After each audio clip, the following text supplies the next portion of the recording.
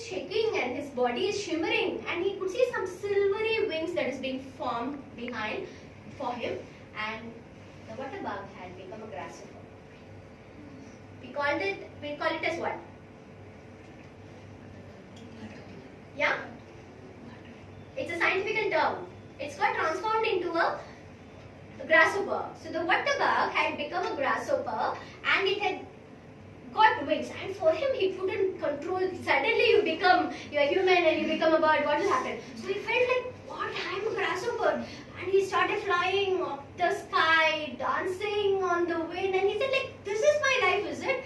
And he kept on flying on. He became too tired because he was enjoying his freedom, because all through life he was sitting down in the water bug as a water, and today he has found his newfound freedom and he started flying on the air, and slowly he became tired. He came to rest on the lily pad. Then he remembered, hey, my friends are all there down and I have a promise to keep. I have to go and tell them that what has happened to me, and today I have become a grasshopper, so I have to go and tell them what is the life that is there above the lily stalk. And sitting on top of the lily pad, it seems the grasshopper had 4 realizations. He realized, right now, even if I want to go down, I can't go down. Because my life, I've got transformed into a different being. So I can never go down to the same set of friends and tell them what has happened, because I cannot go inside the water hereafter. And also the second point, he also realized, even if he wants, he can't go. If he goes by chance, will his friends be able to recognize him? Will his friends be able to recognize him in the new form? They will never be able to recognize, because he's a totally different form. And this particular thing is not the same set of, that particular water bug is not the same thing. So they had a thing, he had the third realization. Now that I've become a water bug, now that I've become a grasshopper, I will never be able to become a water bug and go down, or I can't go and tell them. I have this one chance to live my life as a grasshopper, and the way I live my life as a grasshopper, the entire set of water bugs will be able to, one day they will all keep thinking, no, why did this fellow also didn't come back? And somebody will get they will get inspired to start living the life of what I am living today, and they will also start becoming a grasshopper. So, is this the story of a grasshopper?